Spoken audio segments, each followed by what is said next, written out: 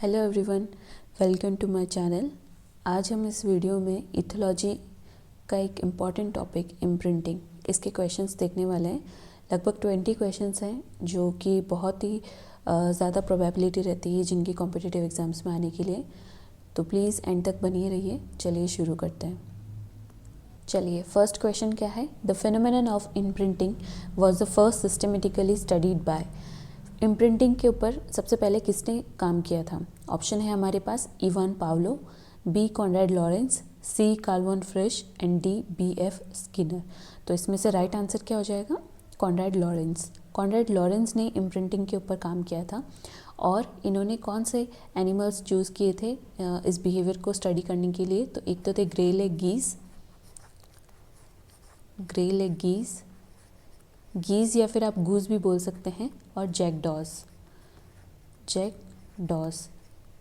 इन पर mainly Conrad Lorenz ने work किया था।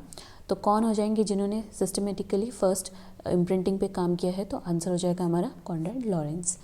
नेक्स्ट क्वेश्चन हम देखेंगे, which term was used by Oscar Heinroth to describe imprinting. Oscar Heinroth के द्वारा इम्प्रिंटिंग को डिस्क्राइब करने के लिए कौन सा वर्ड यूज़ किया गया या कौन सी टर्म यूज़ की गई? ऑप्शन ए है habituation, B Prägung, C sensitisation and D conditioning. ठीक है, तो इसमें क्या ऑप्शन हो जाएगा? B Prägung. May be I am pronouncing wrong but this was the word he used. ये एक जर्मन टर्म होती है जिसका मतलब होता है स्टैम्पिंग। क्या होता है इसका मतलब? स्टैम्पिंग जैसे कि मोहर लगाना। स्टैम्पिंग इन्होंने इसलिए यूज़ किया था क्योंकि इनके अकॉर्डिंग इम्प्रिंटिंग का मतलब होता है किसी चीज़ का माइंड में, एनिमल के माइंड में छप जाना या एक तरीके से स्टैम्प लग जाना जो उसके लाइफ लॉन्ग उसके माइंड में स्टोर्ड रहेगा। ठीक है, अब हम देखते हैं next question. Imprinting is a type of learning that is a purely innate, B purely acquired, C face sensitive and D reward based. Imprinting क्या है? अगर हम देखें किस टाइप की लर्निंग है तो इसका आंसर क्या हो जाएगा हमारा? इसका आंसर हो जाएगा हमारा फेस सेंसिटिव। फेस सेंसिटिव क्यों है? प्योरली इननेट नहीं कह सकते हैं क्योंकि ये एक लर्निंग बिहेवियर है। जेनेटिकली एनिमल जो है वो अपने अंदर ये बाय बर्थ एक्वायर्ड नहीं करता है, इसलिए ये ऑप्शन गलत हो गया। प्योरली एक्वायर्ड नहीं कह सकते क्योंकि एक बार स्टिमुलस मिलने पे ऑटोमेटिकली ये बिहेवियर परफॉर्म होता है, इसलिए पूरी तरीके से एक्वायर्ड भी नहीं कह सकते हम। और फेस सेंसिटिव इसका राइट आंसर है क्योंकि ये इम्प्रिंटिंग जो है एक तरह की लर्निंग है, ये पर्टिकुलर एक सेंसिटिव पीरियड में ही हो सकती है जिसे हम क्रिटिकल या फिर सेंसिटिव पीरियड कह सकते हैं। ठीक है, क्या कह सकते हैं? क्रिटिकल या फिर सेंसिटिव पीरियड कह सकते हैं। इस पीरियड में ही ये लर्निंग हो सकती है। रिवॉर्ड बेस्ड नहीं है क्योंकि इसमें किसी भी तरीके के रिवॉर्ड जैसे कि कोई प्लेजर या फूड, इन चीज़ों की ज़रूरत नहीं पड़ती है एनिमल को बिहेवियर लर्न करने के लिए। कोई फूड हो, कोई प्लेजर हो, इन सब रिवॉर्ड्स की ज़रूरत नहीं पड़ती है, इसलिए ये वाला ऑप्शन भी क्या हो जाएगा? गलत हो जाएगा। ठीक है, तो राइट आंसर क्या हो जाएगा? Face sensitive. इम्प्रिंटिंग क्या है? एक फेस सेंसिटिव लर्निंग है। ओके, नेक्स्ट क्वेश्चन हम देखेंगे।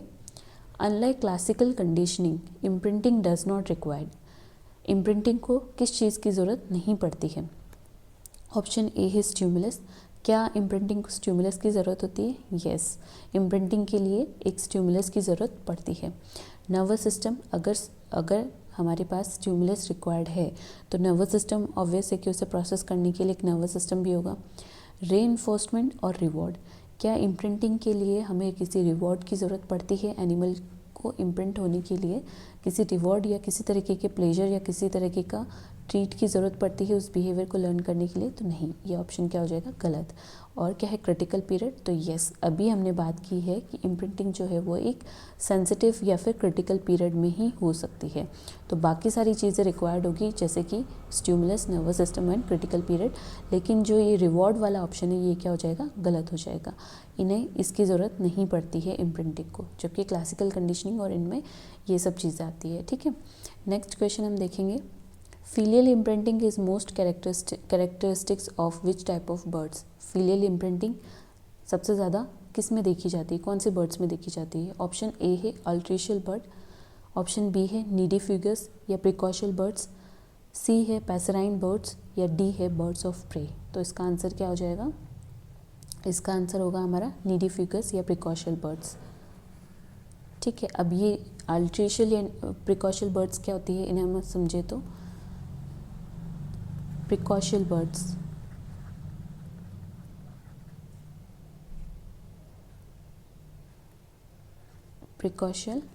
बर्ड्स और एक होती है हमारे पास अल्ट्रेशियल बर्ड्स।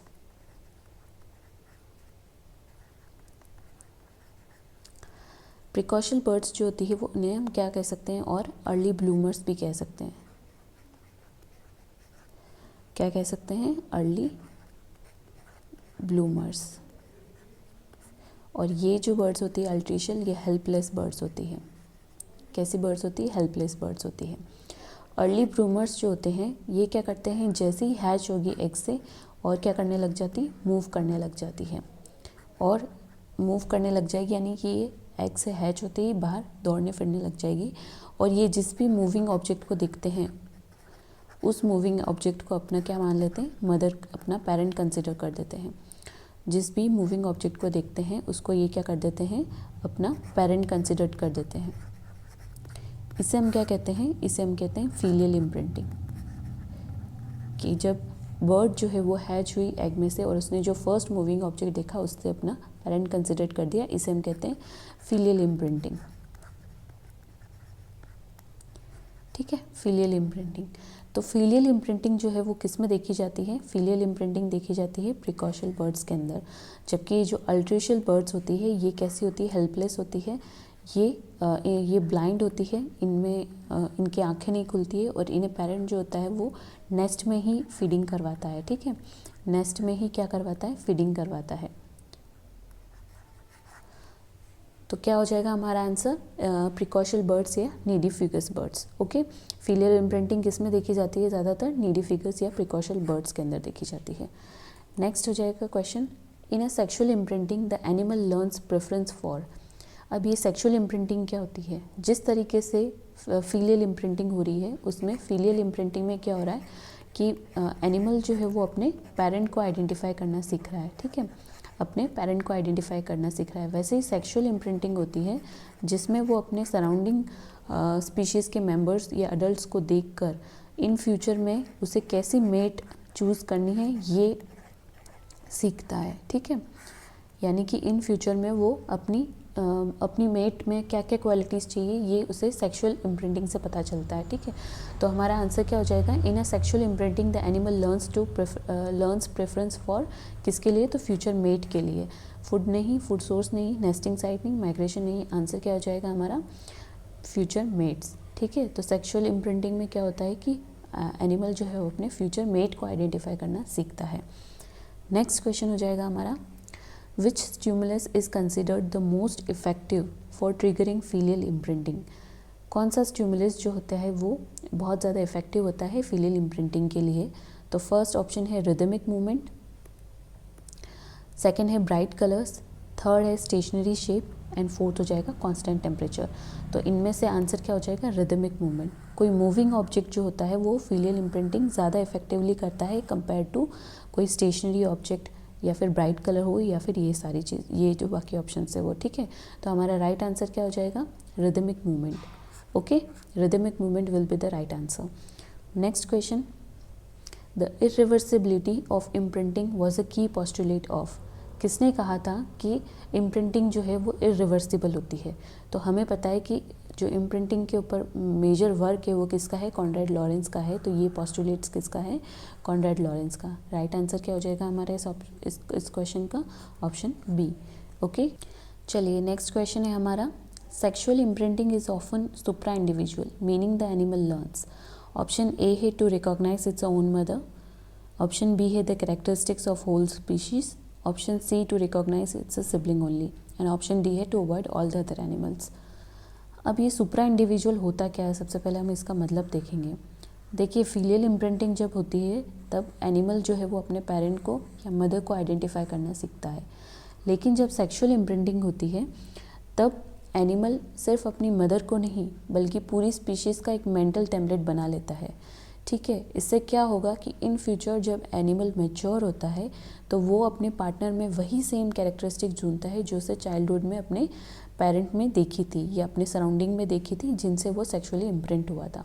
ठीक है, अगर रियल वर्ल्ड में अगर एग्जांपल देखें तो हम क्या, अगर एक बर्ड को किसी और स्पीशीज़ के साथ, सपोज़ हम इसका एग्जांपल देखें, इसको एग्जांपल की तरह अगर समझें तो किसी एक बर्ड की स्पीशीज़ है, ये कोई बर्ड है, बर्ड की स्पीशीज़ है, इसे हमने किसी दूसरी स्पीशीज़ के बर्ड्स के साथ हमने क्या किया है, इसको रियर किया है।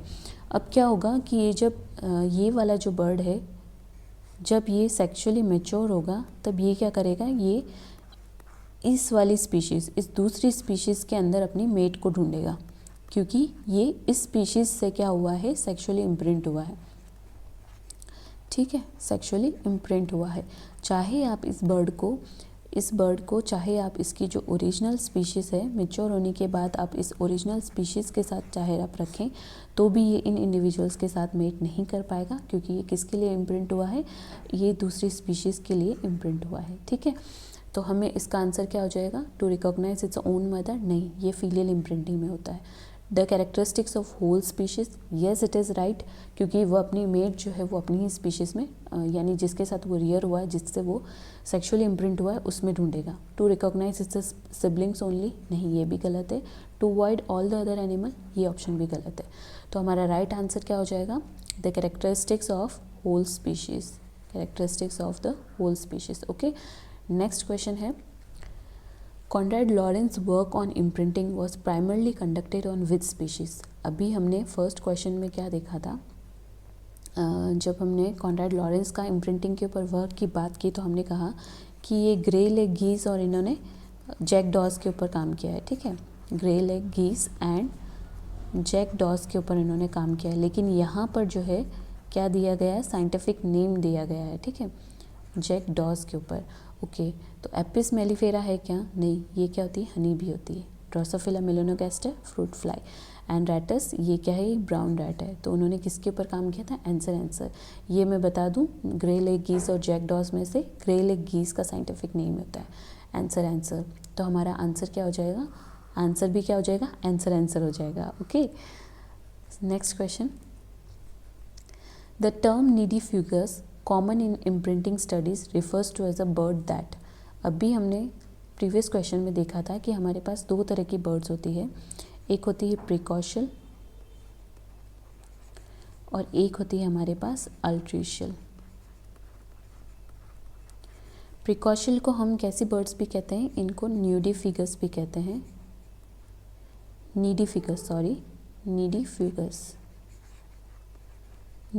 नीडीफ्यूगस बर्ड्स भी कहते हैं। ये अर्ली ब्लूमर्स होती है, अर्ली ब्लूमर्स यानी हैच होती है, क्या करने लग जाएगी, दौड़ने लग जाएगी, मूव करने लग जाएगी। ये हेल्पलेस बर्ड्स होती है।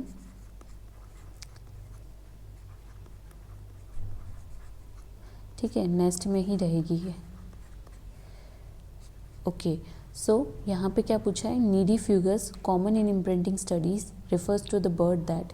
नीडीफ्यूगस बर्ड्स किन्हें कहा जाता है, stay in the nest for weeks, नहीं, ये कौन सी बर्ड्स हो जाएगी हमारी, अल्ट्रीशियल। ये वाला कैरेक्टर जो है वो किसका है, अल्ट्रीशियल का है। सेकेंड है, are born blind and helpless, तो नहीं, ये वाली जो बर्ड्स होती है ना अल्ट्रीशियल, ये ब्लाइंड होती है और हेल्पलेस होती है। तो ये भी किसका हो गया, ये ऑप्शन भी किसका हो गया, अल्ट्रीशियल का हो गया। थर्ड है, leave the nest immediately after hatching, yes, this option is right. Do not required parental care, तो मैं बता दूं कि चाहे बर्ड प्रिकॉशियल हो चाहे अल्ट्रीशियल हो, दोनों में ही पेरेंटल केयर की नीड होती है, लेकिन वो वेरी कर सकती है कि किसी में ज़्यादा है या किसी में कम है। तो हमारा ऑप्शन कौन सा राइट हो जाएगा, leave the nest immediately after hatching, this option will be correct. Okay, next question, what is the effect of effort on imprinting strength. What is the effect of effort on imprinting strength. यहाँ पे मैं law of effort की बात करूँगी जो Conrad Lorenz ने दिया था। लॉ ऑफ एफर्ट क्या कहता है, लॉ ऑफ एफर्ट के अकॉर्डिंग कि जितना एफर्ट इम्प्रिंटिंग में लगेगा, इम्प्रिंटिंग होने में लगेगा, उतनी ही एफिशिएंट जो है वो क्या हो जाएगी, हमारी इम्प्रिंटिंग होगी, उतनी ही एफिशिएंट इम्प्रिंटिंग होगी। ठीक है, तो यहाँ पे क्या ऑप्शन है हमारे पास, the more efforts leads to weaker imprinting, नहीं, ये ऑप्शन गलत है।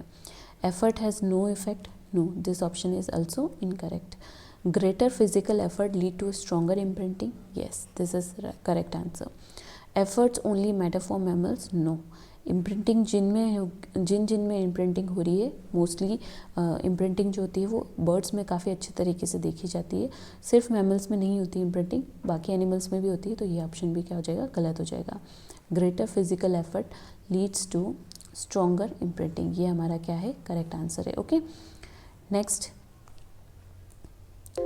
क्वेश्चन है, which specific sensory modality is the primarily used by salmon for imprinting.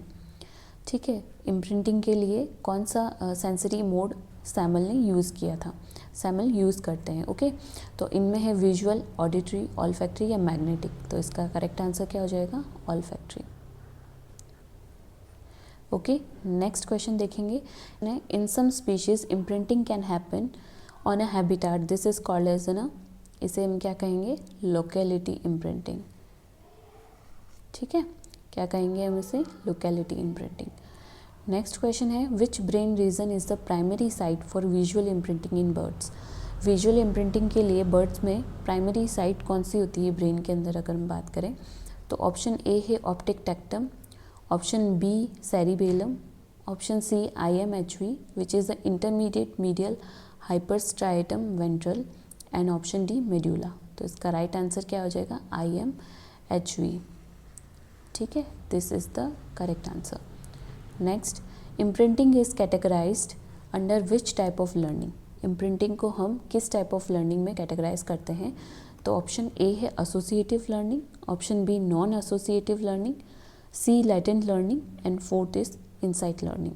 अब ये एसोसिएटेड क्या होती है, एसोसिएटेड लर्निंग का मतलब होता है that learning is associated with either reward या फिर पनिशमेंट। ठीक है, जो लर्निंग है उसको किसके साथ, या जो लर्निंग है उसको किसके साथ एसोसिएट किया गया है, रिवॉर्ड या पनिशमेंट के साथ एसोसिएट किया गया है। ठीक है, रिवॉर्ड या फिर पनिशमेंट के साथ एसोसिएट किया गया है, लेकिन इम्प्रिंटिंग में ऐसा कुछ नहीं होता है, ना किसी रिवॉर्ड की ज़रूरत पड़ती है ना किसी पनिशमेंट की। तो आंसर क्या हो जाएगा, नॉन एसोसिएटिव लर्निंग। इम्प्रिंटिंग कैसी है, एक नॉन एसोसिएटिव लर्निंग है, हमारा करेक्ट ऑप्शन हो जाएगा ऑप्शन बी।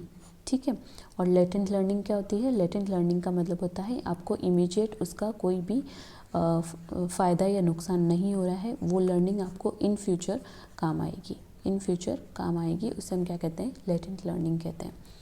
नेक्स्ट क्वेश्चन है, the relationship between complexity of science stimulus and imprinting efficiency is. क्या रिलेशनशिप है कि साइंस स्टिमुलस और इम्प्रिंटिंग एफिशिएंसी के बीच में क्या रिलेशनशिप है, तो हमने कहा कि इसका आंसर हो जाएगा हमारे पास डायरेक्टली प्रोपोर्शनल।